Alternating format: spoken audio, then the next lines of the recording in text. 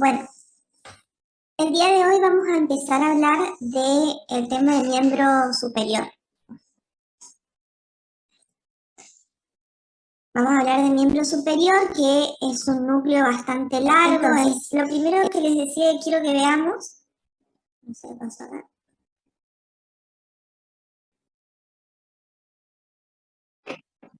Ahí está. Es acerca de cómo estudiar el miembro superior, ¿sí?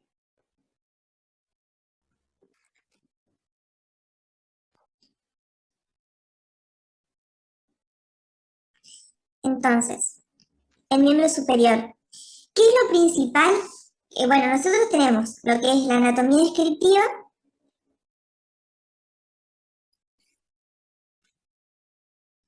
que se va a subdividir en huesos, con la parte de osteología, articulaciones, músculos, desactiven sus micros, por fin, arterias y venas, o irrigación, y la parte de los nervios o inervación, ¿sí? Se ve todo por separado en la anatomía descriptiva, ¿sí? De cada uno de esos temas, todos tienen algo importante. Y por último tenemos la anatomía topográfica,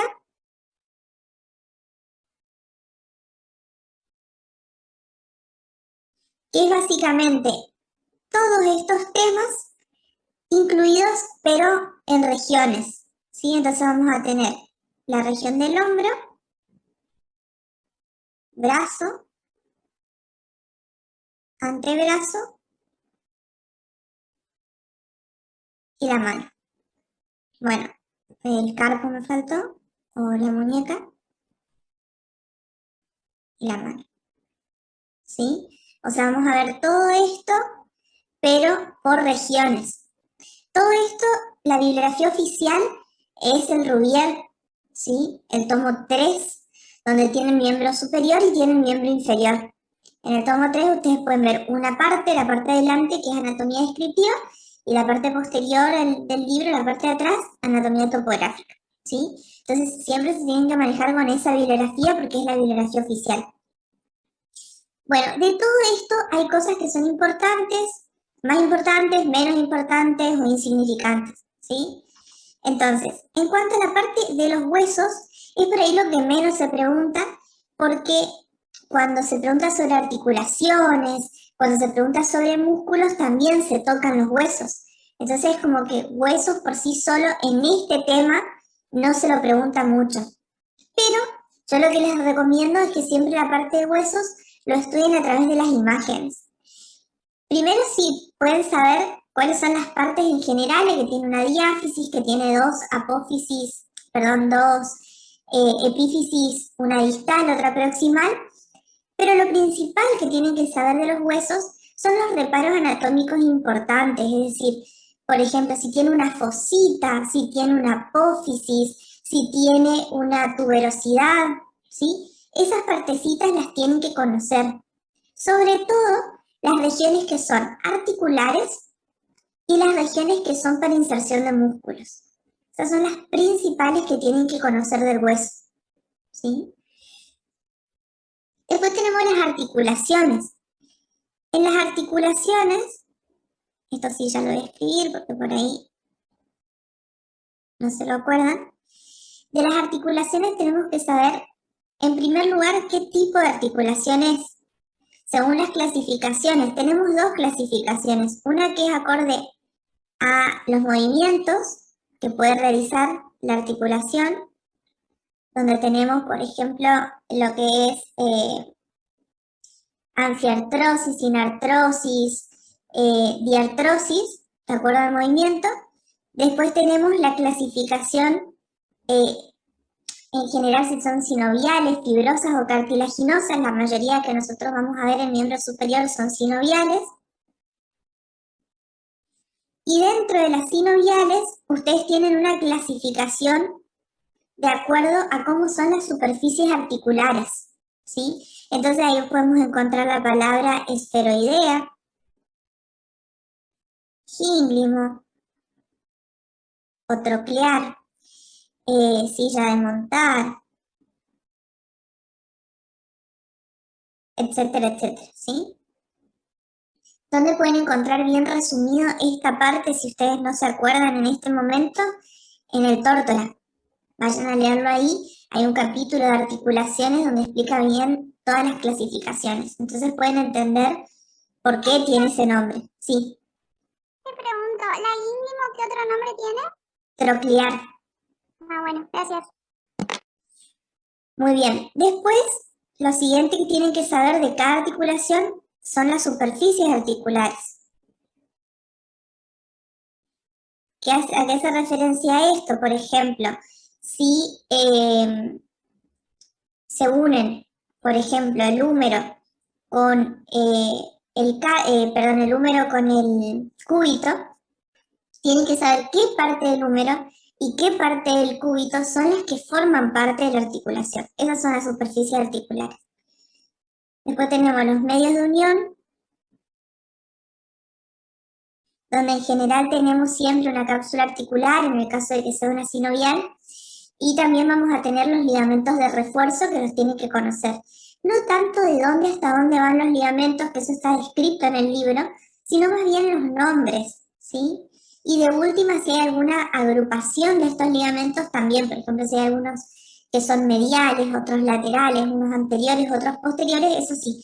Pero no por ahí de dónde hasta dónde se extienden específicamente. Eso no les van a jugar mucho en eso. Y después tenemos las acciones de la articulación, es decir, qué movimientos esta articulación puede realizar. ¿Sí? Hay algunas articulaciones que realizan todos los movimientos, que en general son las de artrosis, y después tenemos otras articulaciones que realizan movimientos limitados, ¿sí? Dependiendo de qué articulación, los movimientos que va a realizar. Así que eso también tienen que saber, ¿sí? Y básicamente ese es el esquema para estudiar las articulaciones. Van a ver que el libro está mucho más largo, ¿sí? Entonces van a resumir específicamente estos puntos. Vamos ahora a lo que son los músculos.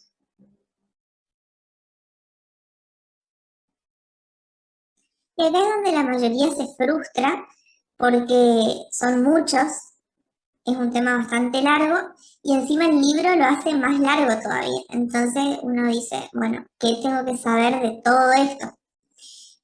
Básicamente, de los músculos tenemos que conocer siempre muy bien grupos y planos. Obviamente que de qué región estamos hablando, si es un músculo del hombro, si es un músculo del brazo, del antebrazo. Pero además de eso, que es lo obvio, digamos, tenemos que saber bien grupos y planos musculares. Además, tenemos que conocer las inserciones. Las inserciones son todo un desafío, que son muchas. Entonces, ¿qué es lo que yo siempre les digo? Hay músculos de los cuales no se preguntan nunca, y hay otros músculos de los que uno sabe que le van a preguntar, y de esos músculos ustedes tienen que saber todo. Ejemplo, estamos hablando de miembro superior. No podemos no saber las inserciones del deltoides, no podemos no saber las inserciones del bíceps, del tríceps, ¿sí? Esos son los principales. Después, en antebrazo también hay algunos que vamos a ir tocando, ¿sí? Cuáles son los flexores, los extensores, eso también. Bueno, tenemos que saber también la irrigación y la inervación de ese músculo. Te van a ver ahora más adelante los power que les voy a mostrar que yo hice cuadros que les van a ayudar a estudiar. Pero, por ejemplo, de la irrigación casi nunca se pregunta, ¿sí? Yo estudiaría la irrigación, pero solamente de los músculos principales de cada región, ¿sí? Y de la inervación sí, es más preguntable, van a ver que en general se agrupan, entonces ustedes pueden decir, bueno, tal grupo muscular o tal plano está inervado por tal nervio. A veces hay alguna excepción, pero por ahí, agrupándolos, es más sencillo de recordar. La inervación es muy importante, más que la irrigación, ¿sí? Estamos hablando de cada músculo en particular. Obviamente hay que saber la irrigación en general, pero de cada músculo en particular no se pregunta mucho si sepan de los músculos principales. Y por último, las acciones que ese músculo permite realizar. Eso es algo que siempre se pregunta, ¿sí? También de los músculos principales de los que más se pregunta. Pero ustedes vayan sabiendo de todos, por lo menos algo. Yo lo que les digo siempre en las acciones, ustedes van a ver que en el libro describe re largas las acciones, dependiendo de qué bibliografía. Lo que yo les digo es que resuman, ¿sí? ¿Hace flexión o hace extensión? ¿Hace abducción o hace aducción? No es más que eso. ¿De qué parte? ¿Del antebrazo sobre el brazo? ¿O de la mano sobre el antebrazo? O dependiendo, ¿sí? Pero muy resumida la parte de acciones. Muy resumido, con que ustedes digan, ese músculo es un músculo flexor principalmente, los profesores ya van a estar contentos con eso. Ustedes pueden diferenciar cuáles son músculos antagónicos, ¿sí? Cuáles, por ejemplo, el bíceps y el tríceps son músculos que se antagonizan en cuanto a sus acciones, ¿sí? Todas las acciones son importantes, dependiendo de qué músculo. Estoy nombrando solamente ejemplos, ¿sí? Rotación, supinación, pronación, todas las acciones, dependiendo de qué músculo, cada músculo hace ciertas acciones, ¿sí? Pero siempre así, resumido. Muy bien. Después tenemos la parte de irrigación.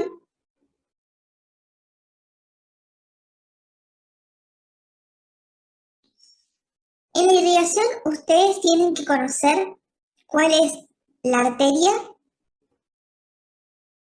origen, o sea, la que le da el origen a todas las demás arterias del miembro superior, y todo esto se aplica, todo esto que les estoy diciendo se aplica también al miembro inferior. Todo. Después en las otras regiones como cabeza y cuello, tórax y abdomen, sí tenemos un orden de importancia diferente. Pero en lo que es miembro superior y miembro inferior, van a ver que respeta este mismo orden de importancia, ¿sí? Entonces, ¿cuál es la arteria que le da origen a, en este caso, la irrigación del miembro superior? ¿Sí? Y a partir de ahí, ustedes tienen que saber cuáles son las ramas terminales y cuáles son las ramas colaterales de cada una de las arterias. Siempre. Eso sí o sí lo tienen que saber. ¿Cuáles son las terminales? ¿Cuáles son las colaterales? De las terminales, tienen que saber dónde se da el cambio de nombre o la división, ¿sí? ¿En qué región, en qué punto topográfico se produce? Por ejemplo, ¿en qué punto topográfico la arteria braquial da origen a la arteria cubital y a la arteria radial? ¿Dónde se da eso, esa división? ¿Sí? No así de las colaterales. No es tan importante saber dónde sale cada una de las colaterales, ¿sí? Pero sí dónde nacen y dónde terminan las ramas principales, digamos, ¿sí? Entonces, ¿dónde nacen y dónde mueren? Para que se acuerden, ¿sí? Sí o sí, acordarse eso de cada una de las arterias, ¿sí? ¿Cuáles son las arterias que nosotros vamos a hablar? La arteria axilar, la arteria braquial, la radial, la cubital y, bueno, después las arterias palmares, la arteria de la mano, ¿sí? Esas son las principales. Después, todas las demás son colaterales, de las colaterales sepan los nombres y de arterias colaterales de quién son, ¿sí? Después, dentro de lo que es la irrigación del miembro superior específicamente, tienen que saber la red articular del codo,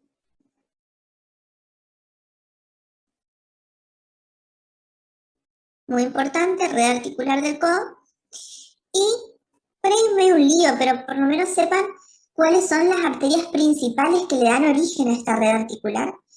Y por otro lado, los arcos palmares, ¿sí? Tanto el profundo como el superficial, tenemos dos. ¿Qué tienen que saber de los arcos palmares? ¿Qué arterias lo forman a cada uno? ¿Y cuáles son las ramas que estos arcos palmares dan? ¿Sí? Eso es lo principal que les pueden preguntar. Muy preguntable el tema de arcos palmares. Ok.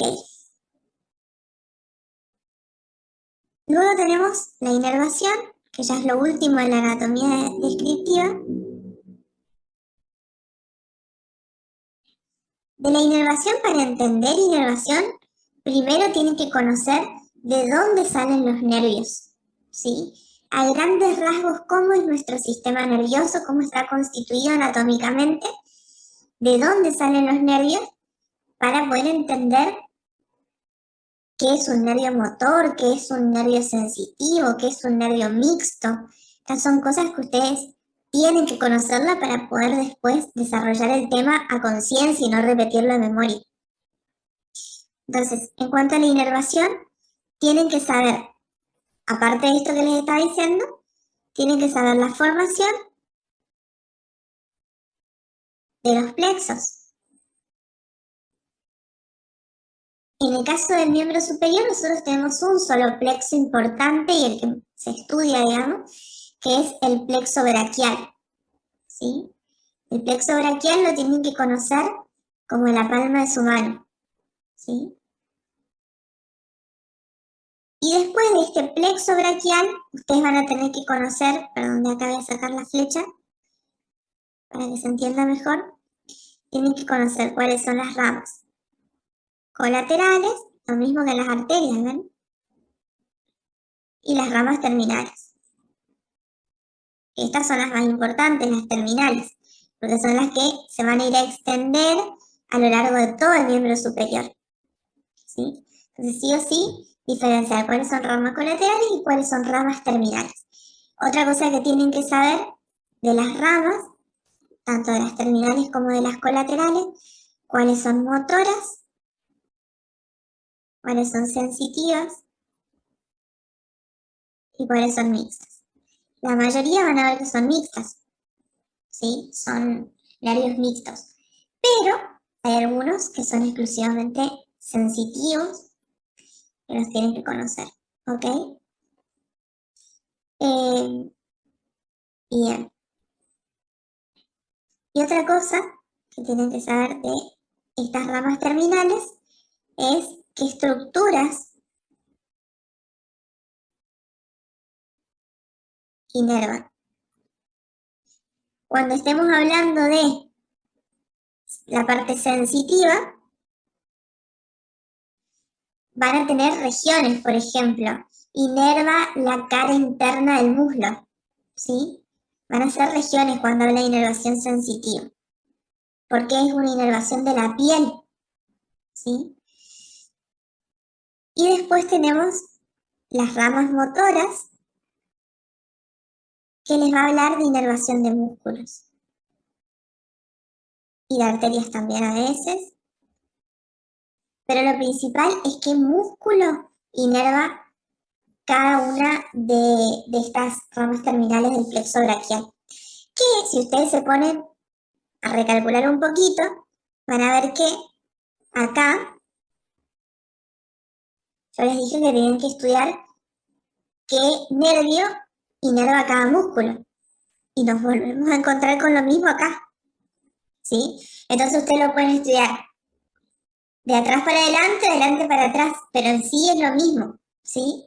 ¿Qué nervio inerva cada músculo o qué músculo es inervado por cada nervio. Es lo mismo, ¿sí?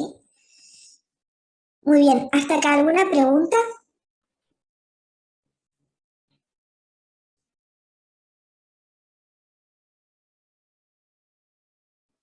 Espero no haberlos enloquecido. Espero que hayan tomado apuntes. Profe, disculpe, Sí, ¿puede repetir la última parte de las motoras sensitivas mixtas, por favor? Porque ahí sí me perdí un poquito.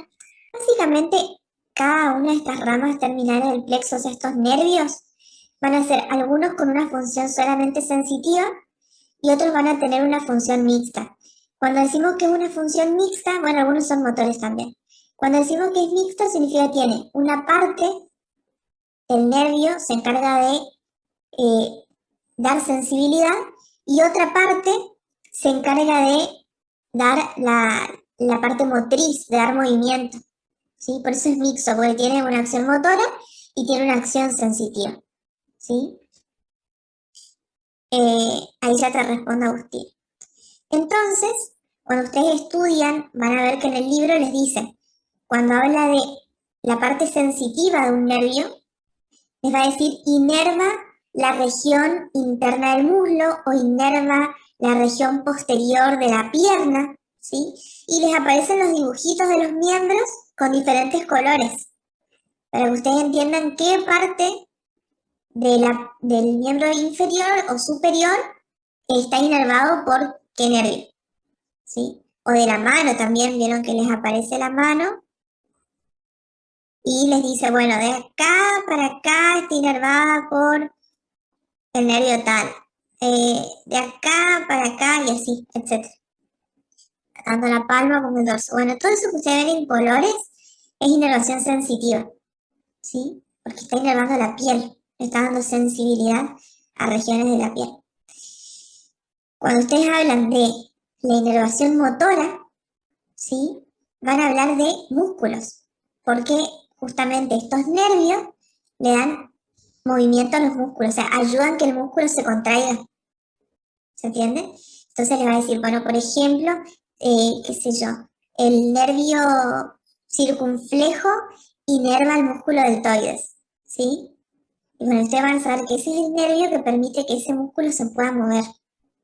Básicamente es eso. Por eso les decía que acá, cuando hablamos de la inervación de los músculos, van a encontrarse con lo mismo. En los cuadros le va a aparecer qué nervio inerva cada músculo.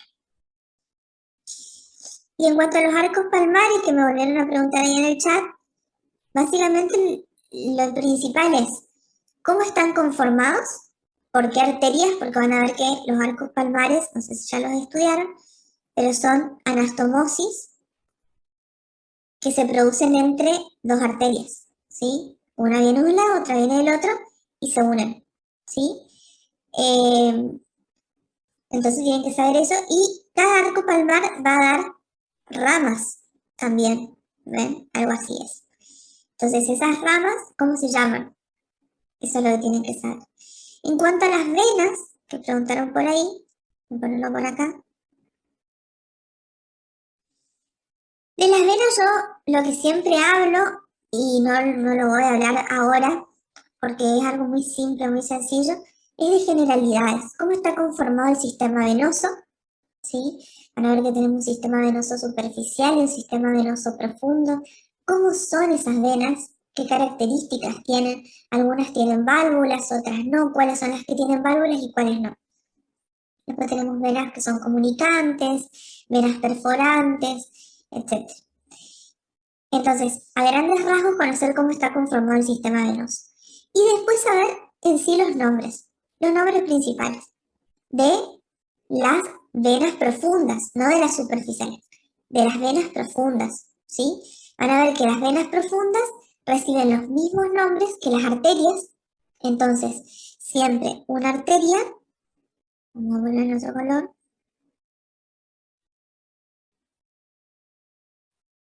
vamos a ver qué es la arteria, ¿sí?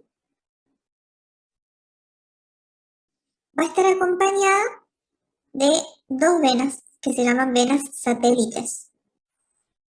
Esas venas satélites, que son venas profundas, reciben el mismo nombre que la arteria. O sea, si tenemos la arteria braquial, vamos a tener dos venas braquiales.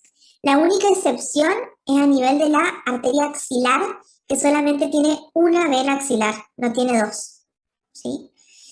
Y después tienen que saber también de las venas superficiales los nombres, también en general, ¿sí? Van a ver que las venas se van a nombrar desde la parte distal, es decir, desde la mano hacia el corazón, hacia lo más cercano al corazón, es decir, de la punta de los dedos hacia arriba. Esa es la forma en la que se nombran las venas. ¿Por qué? Porque las venas llevan sangre al corazón. Entonces, de acuerdo al flujo sanguíneo, es decir, si va para arriba o va para abajo, es como se van a describir. Por eso las arterias nosotros las describimos desde lo más cercano al corazón a lo más distal, porque es la forma en la que va la sangre. En cambio, las venas las describimos de la parte más distal a la parte más proximal, porque es el viaje que hace la sangre, ¿sí? Entonces, sepan los nombres de las venas principales. En el miembro superior tenemos la basílica y la cefálica, son las principales venas. Y bueno, después tenemos la M venosa, que la vamos a nombrar un poquito en la parte topográfica, pero no hay mucho más que eso, ¿sí? Venas es un tema que en general no se pregunta. No se pregunta nunca ver, ¿sí? Así que sépanlo para ustedes, para más adelante, para cuando tengan que estudiar, qué sé yo, cómo es esto, patologías relacionadas al sistema venoso, una trombosis venosa profunda, un TEP, ¿sí? Tromboembolismo pulmonar o la formación de varices, ¿sí? Pero no les sirve para mucho, mucho más que eso. Muy bien. ¿Otra pregunta que tengan?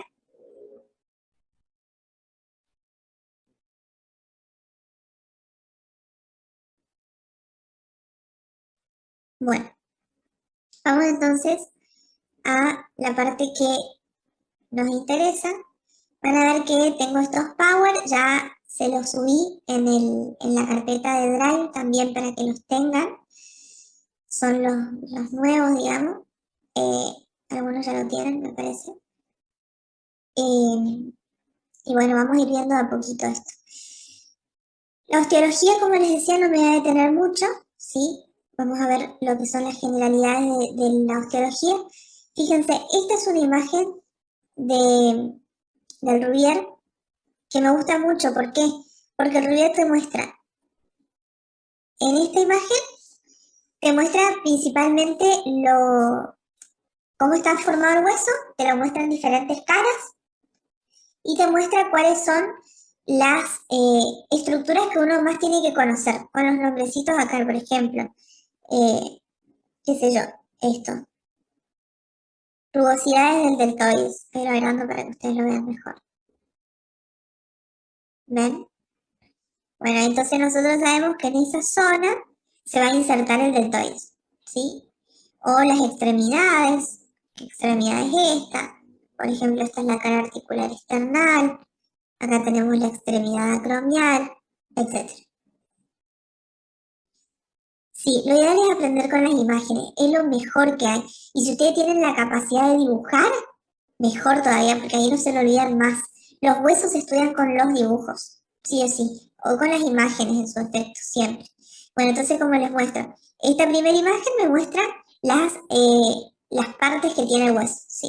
Y en la segunda imagen, que es esta, el Rubier me muestra las zonas donde se insertan los músculos. Eso está genial, muy bueno, porque entonces ustedes saben, bueno, en lo que es la extremidad acromial, vamos a tener principalmente lo que es la inserción del trapecio y la inserción del deltoides, ¿sí?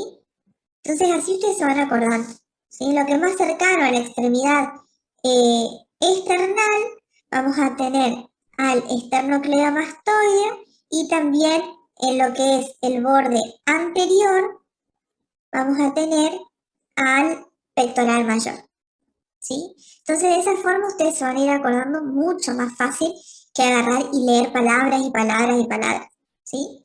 Después, cuando ustedes van a leer músculos y les va a decir, bueno, el trapecio se inserta en tal lado y en tal otro, y se van a decir, ah, sí, porque yo ya lo estudié a esto cuando vi los huesos. Entonces se van a ubicar mucho mejor.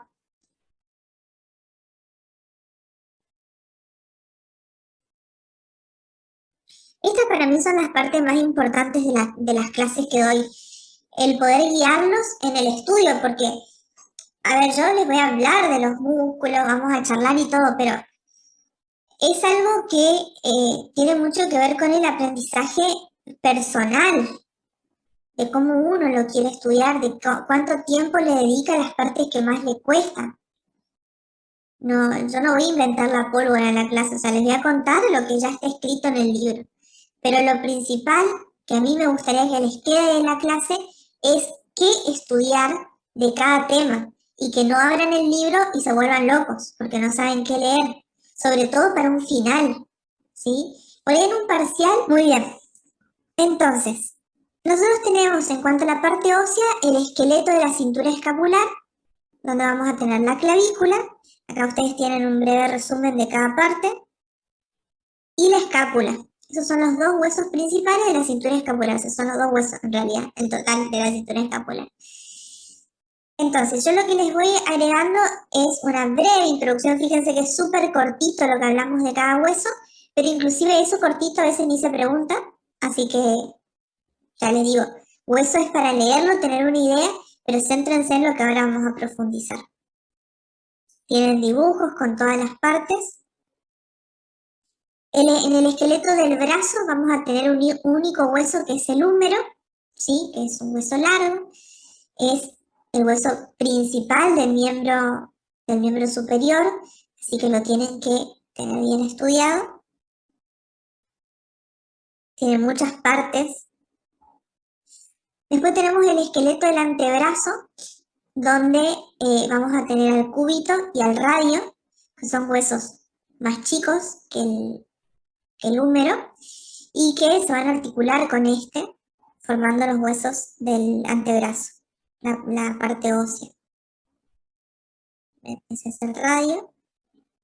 Después el esqueleto de la mano, donde acá ustedes tienen que distinguir tres grupos óseos distintos: el carpo, el metacarpo y las falanges. El carpo es lo que nosotros le denominamos la muñeca, ¿sí? Y es por ahí los nombres más difíciles de recordar, que son los huesos del carpo, que son 8 huesos que están ubicados en 2 hileras. Después tenemos en el metacarpo, que sería la parte de la palma de la mano, donde tenemos 5 huesos metacarpianos, y después las falanges, ¿sí? Que son básicamente la parte ósea de los dedos, ¿sí? Donde tenemos en general 3 falanges por dedo, excepto en el dedo,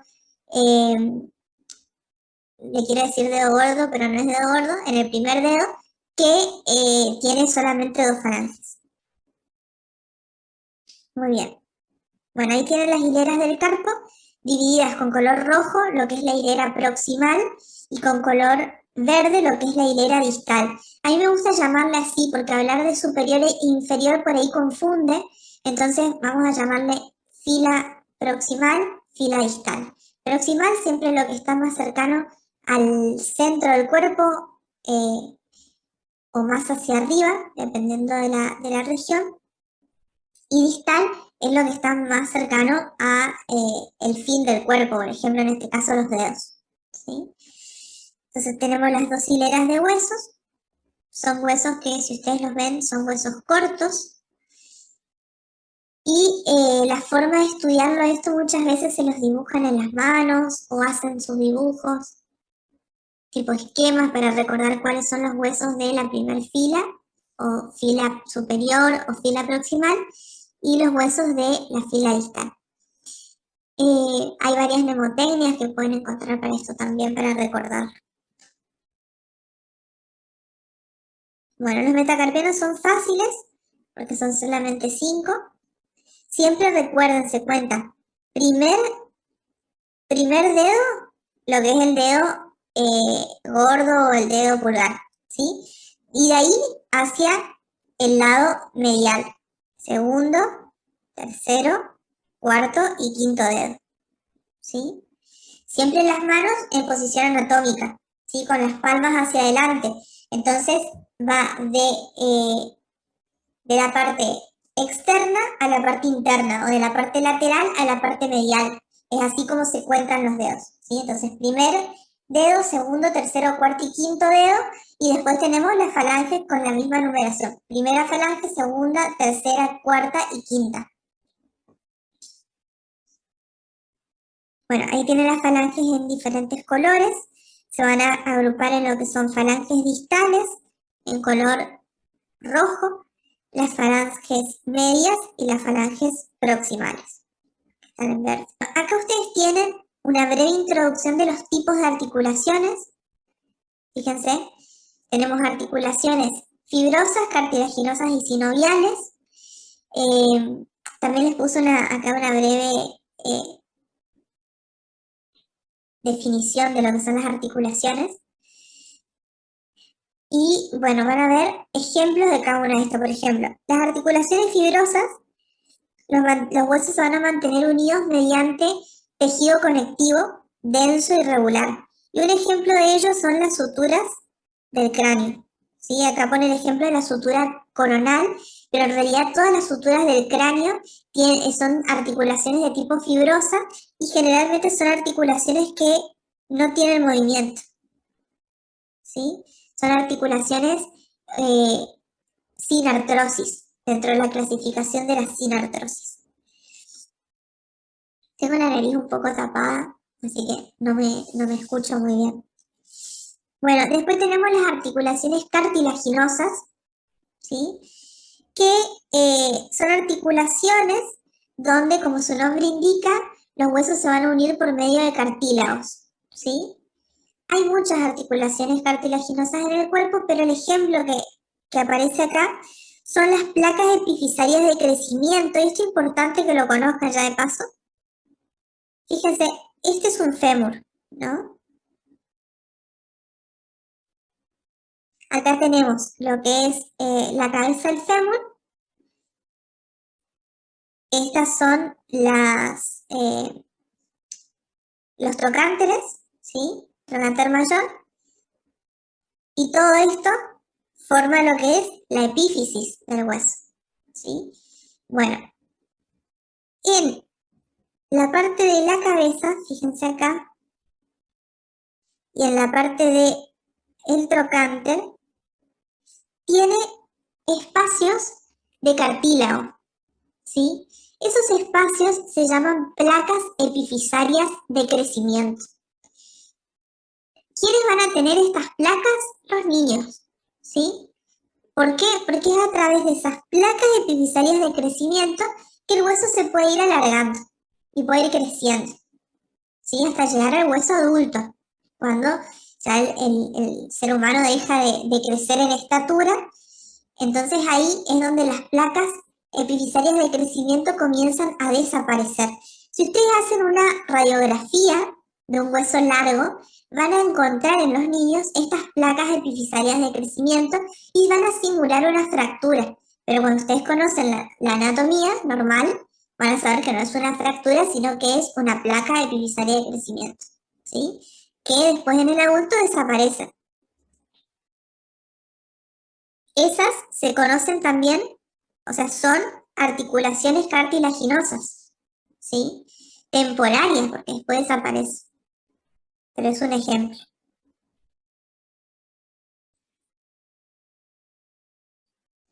Muy bien, y por último las que más vamos a ver en clase, que son las articulaciones sinoviales, que se llaman así porque tienen como característica distintiva una cavidad sinovial entre los huesos que se articulan, ¿sí? Un ejemplo que tenemos acá, este no es en sí, ¿cómo les puedo decir? Una articulación específica, ¿sí? Sino que es un dibujo de una articulación sinovial en general, ¿sí? Entonces tenemos las dos superficies articulares, ya de paso vemos un poco cómo está conformada una articulación. Estas son las superficies articulares, ¿sí? Estas superficies articulares muchas veces, y la mayoría de las veces, está cubierta por un cartílago articular. ¿Qué es esto? ¿Ven? Tiene un cartílago articular que permite que estas dos superficies articulares se encajen una con otra de manera mucho más cómoda y a su vez que también cuando estos huesos pueden llegar a tocarse, no lo hagan de forma tan traumática, ¿sí? Muy bien. Después tenemos, rodeando desde el cartílago articular, fíjense que hace este dibujo, la membrana sinovial. Que esta membrana sinovial es justamente la productora del líquido sinovial que va a estar dentro de la articulación. Todo lo que esté entre el cartílago articular y la membrana sinovial, por dentro, va a ser la cavidad sinovial, o también llamada cavidad articular, que va a contener lo que se ve ahí en amarillo, que es el líquido sinovial. Ese líquido sinovial también está ahí para evitar el contacto directo entre los huesos, actuar como sostén, ¿sí? Entonces todo el tiempo que nosotros nos movemos, saltamos, caminamos, estas articulaciones están cubiertas por este líquido sinovial que permite que se deslicen correctamente.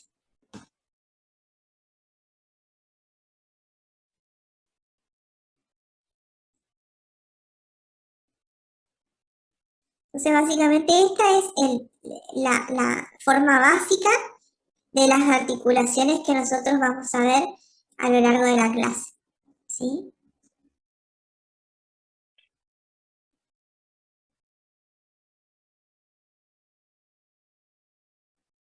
Acá también les estoy poniendo un poco lo que son los tipos de articulaciones sinoviales con los diferentes dibujos, ¿sí?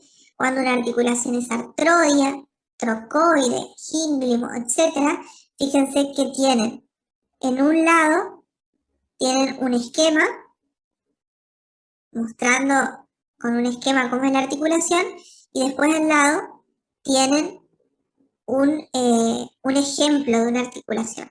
Pero aparte de esas que aparecen como ejemplo, hay muchas otras. Entonces eso lean bien para ir conociéndolas.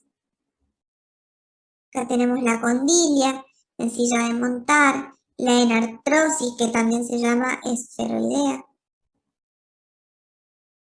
¿Sí? Muy bien.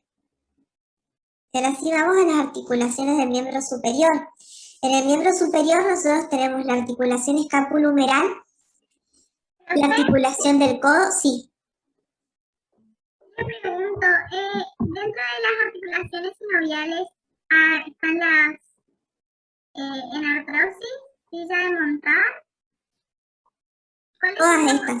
Todas estas que vimos son 6. Trocoide, artrodia, gínglimo o tropiar también se llama esta. Condilias, en silla de montar, y anartrosis o esferoideas. Igual ya después, o sea, ya está cargado el Power para que después los copien. Muy bien, entonces, las articulaciones del miembro superior principales son estas 3, pero no son las únicas. ¿Sí? La escapulohumeral o articulación del hombro, la articulación del codo, que son 3 articulaciones agrupadas, la articulación de la muñeca, pero después tenemos las articulaciones que pertenecen a la cintura escapular, ¿sí? Ahí está.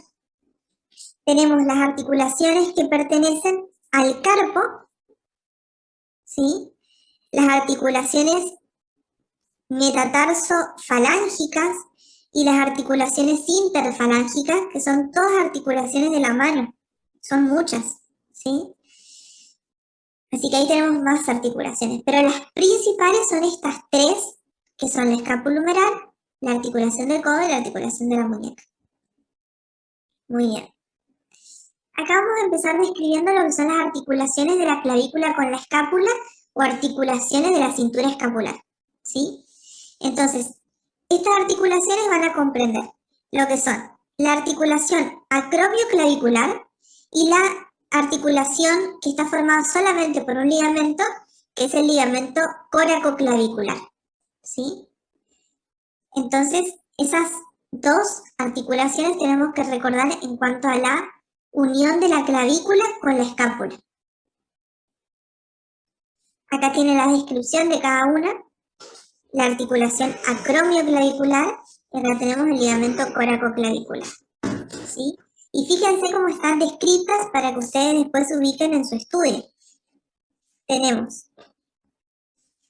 qué huesos une, qué tipo es, tenemos también las superficies articulares, los medios de unión, ¿sí? Hasta la membrana sinovial la nombré acá, que a veces no es tan necesaria. Y en general, acá tienen los movimientos que realizan las dos, esta y en sí el ligamento, ¿sí? Entonces, eso es lo que ustedes tienen que estudiar siempre. En que yo me voy a centrar para describir, bueno, acá tiene un dibujo y todo. Ese dibujo me encanta porque está en muy buena calidad. Bien, seguimos. Ese dibujo muestra muy bien los ligamentos, fíjense, tenemos ligamento acromioclavicular, el ligamento coracoacromial, el ligamento trapezoide con sus dos haces, el ligamento conoide, que forman parte del ligamento coracoclavicular. Sí, está muy buena esa parte porque se lo ve muy bien. Acá tenemos el transverso superior de la escápula.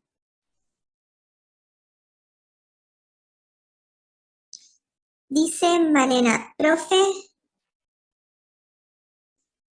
¿es importante saber específicamente dónde se inserta la cápsula articular en cada hueso? No. Lo que ustedes principalmente tienen que saber es que si el hueso, o sea, esa articulación, tiene una cápsula articular o no. Eso es lo principal, ¿sí? Nada más que eso. Muy bien. Después tenemos los ligamentos propios de la escápula, ¿sí?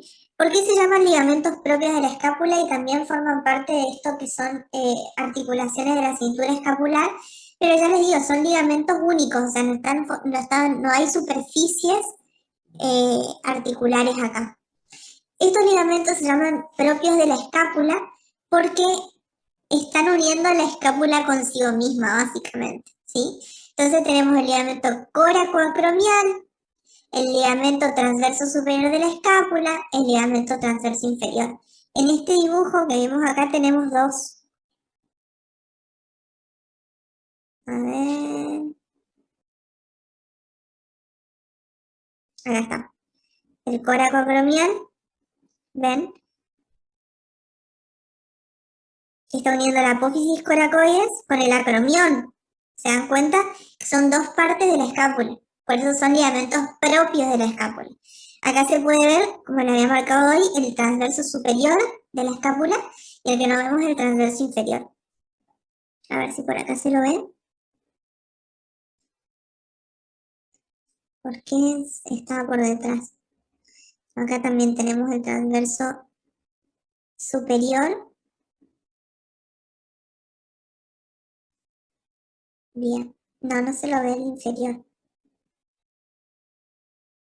Pero en sí son esos tres, ¿ok? Y por eso se llaman propios de la escápula. Unen la escápula consigo misma, ¿no? Bueno, y en esta sí me voy a detener y la quiero describir bien porque es de las articulaciones principales del miembro superior, que es la articulación escapulohumeral, ¿sí? Esta es una articulación de tipo diartrosis. ¿Qué quiere decir eso? Que tiene mucho movimiento. Básicamente es eso. En realidad es de las articulaciones más móviles de nuestro cuerpo, junto con la articulación de la cadera, ¿sí? Mucho más móviles que la articulación de la rodilla, más móvil que las articulaciones del codo, etc. Tienen mucho movimiento. De tipo anartrosis, ¿sí? O esferoidea, donde tenemos una superficie en forma de esfera, que es la cabeza del húmero, y después tenemos otra superficie que va a sostener a esta esfera, que es en sí la cavidad glenoidea de la escápula, ¿sí? Ahí tenemos las superficies articulares. La cavidad glenoidea de la escápula, el rodete glenoideo y la cabeza del húmero. ¿Qué es el rodete glenoideo? Esto que vemos acá en amarillo. ¿sí? ¿Y para qué está eso? Para hacer que estas dos estructuras, estas dos superficies articulares, puedan encajar correctamente, ¿sí? Básicamente lo que hace el rodete glenoideo es extender más la superficie articular de la escápula, ¿sí? La hace más amplia y hace que la cabeza del húmero pueda encajar correctamente, ¿ok? Entonces el rodete glenoideo se lo considera una superficie articular, junto con las partes óseas. Eso es importante tenerlo en cuenta a la hora de una pregunta como ¿cuáles son las superficies articulares de la articulación escapulohumeral? ¿Sí? Recuerden que son 3, no 2. Muy bien. Después tenemos los medios de unión, ¿sí? Como toda articulación sinovial tenemos una cápsula articular, ¿sí? Y después tenemos los que son ligamentos de refuerzo. Siempre recuerden, estos se llaman ligamentos de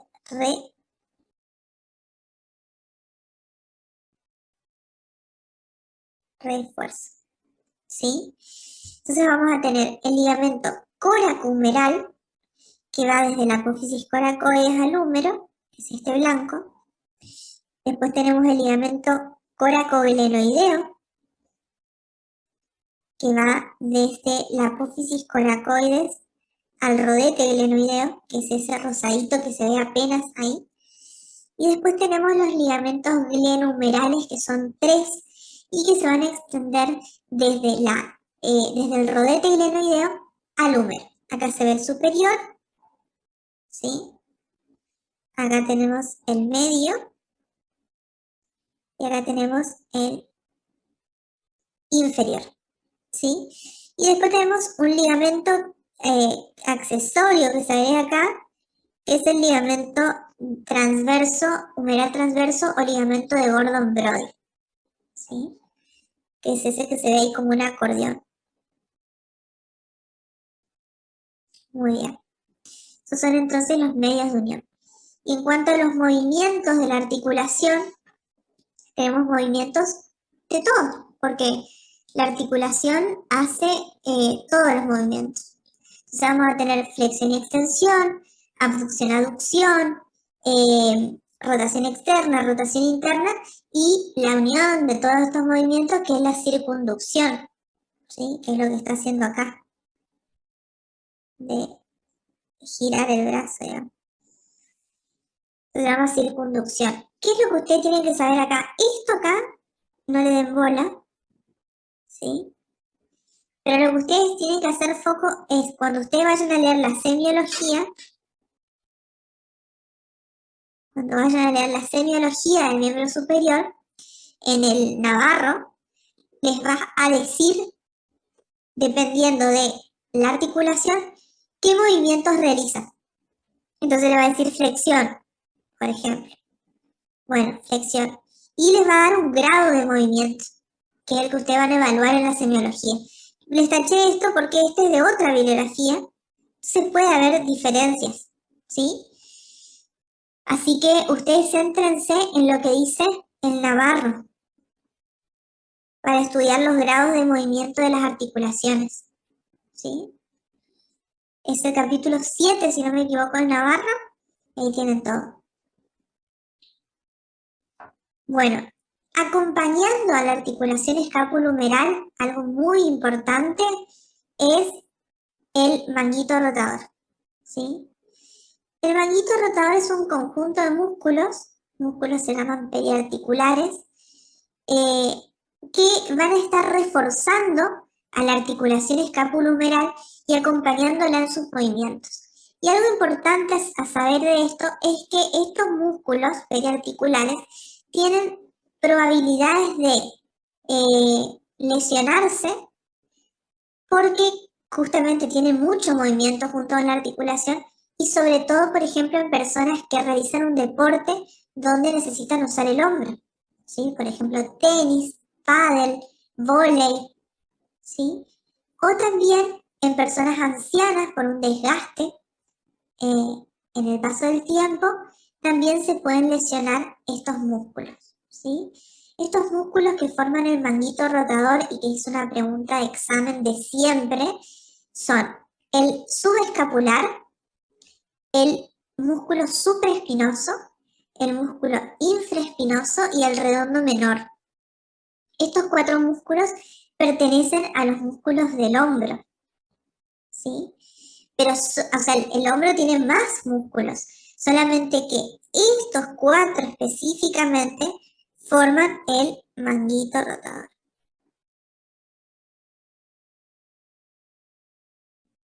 ¿Sí? Acuérdense bien de esto. ¿Ok? Bueno. ¿Para qué servía, profe? ¿Cómo? ¿Para qué sirve? O sea, ¿cuál es la función del manguito rotador? Dar sostén. Refuerza a la articulación escapulohumeral. ¿Sí? La refuerza y la acompañan en los movimientos. ¿Sí?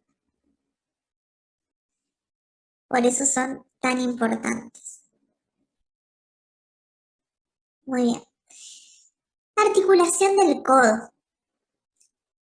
Se la agrupa como articulación del codo, pero en realidad son 3 articulaciones que se van a dar.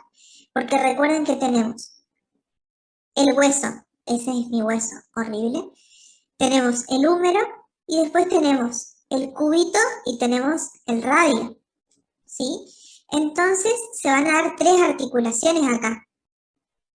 Son 3 huesos que se van a estar uniendo entre sí. Entonces vamos a tener la articulación húmero-cubital. El nombre ya nos indica entre qué hueso se da, entre húmero y cúbito. La húmero radial entre húmero y radio. Y después tenemos la radio cubital proximal, que es entre cúbito y radio a esta altura. Y se llama radio cubital proximal porque después tenemos otra articulación acá abajo que es la radio cubital distal. Pero esa no forma parte de la articulación del codo, sino que ya está mucho más abajo. Pero bueno, estas 3 son articulaciones que forman la articulación del codo en general. Cada una de estas articulaciones es una articulación diferente. Entonces la húmero cubital va a ser de tipo ginglimotroclear, la húmero radial es de tipo esferoidea o en artrosis y la radio cubital proximal es de tipo trocoide. ¿Sí? Son 3 articulaciones sinoviales, pero cada una con un tipo diferente. Bueno, y ahí la podemos ver, ¿sí?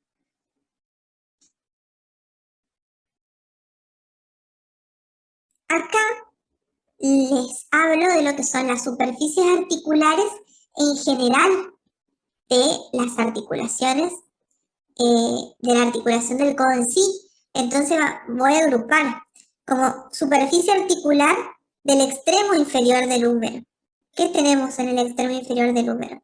Tenemos la tróclea, que es esta parte, y después tenemos también el capítulo, o también llamado cóndilo, y el surco capítulo troqueal, que es el que está acá, ¿sí? Entonces, ahí están agrupadas, pero básicamente la tróclea forma parte de la articulación húmero-cubital y el capítulo forma parte, o cóndilo, forma parte de la articulación húmero-radial, ¿sí? Después tenemos las superficies articulares del extremo superior del cúbito, ¿sí? ¿Qué tenemos en el extremo superior del cúbito? La fosita articular, perdón, el extremo superior del cúbito, la escotadura troquear, que es esta que vemos acá, la escotadura troquear que va a encajar con la tróclea del húmero, ¿sí? Y después tenemos la escotadura radial, que es esta que está acá, que es la superficie articular con de parte de la articulación radiocubital proximal, ¿sí? Y después las superficies articulares del extremo superior del radio, donde tenemos la fosita de la cabeza del radio, que está acá, que se va a articular con el capítulo del húmero. Y después tenemos también la circunferencia articular de la cabeza del radio, que va a ser todo esto, que va a formar parte de la articulación radiocubital proximal, ¿sí? Y bueno, y algo que también forma parte de la superficie articular y que en esta imagen no se lo ve, acá está mejor, es el ligamento anular. Porque esta es una articulación, la radiocubital proximal, es una articulación de tipo condilia. Entonces, vamos a tener este ligamento que rodea a la cabeza del radio, ¿sí?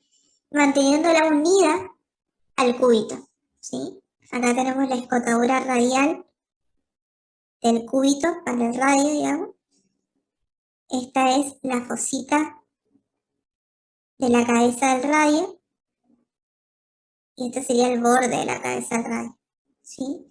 Y esto que vemos acá más tridimensionalmente mucho mejor es la escotadura troquear que va a encajar con la tróclea del húmero, ¿sí? Entonces esas son las superficies articulares. Son muchas, pero porque son 3 articulaciones en total. Y acá tenemos los ligamentos de refuerzo, ¿sí? Tenemos ligamentos laterales, que se dividen en laterales internos y en laterales externos, ¿sí? Van a ver por ahí en el Rubier, hay una pequeña variación con los nombres en cuanto a esto, ¿sí? Pero recuerden que unos están externamente y otros están internamente. Los nombres son lo mismo, ¿sí? El ligamento lateral interno tiene 3 fascículos, fascículo anterior, medio y posterior, y se suma a lo que es el ligamento de Cooper acá, el rojo, y después en el lateral externo tenemos también fascículo anterior, medio y posterior, ¿sí? Del mismo ligamento. Cuando hablamos de fascículos, estamos hablando de un mismo ligamento que se divide en varias partes, pero es el mismo ligamento en sí, ¿ok? Y después se suman a estos ligamentos laterales el ligamento posterior y el ligamento anterior, ¿sí? Que acá no los tenemos bien en imágenes, pero el anterior estaría ubicado acá y el posterior estaría ubicado acá atrás, ¿sí? Acá.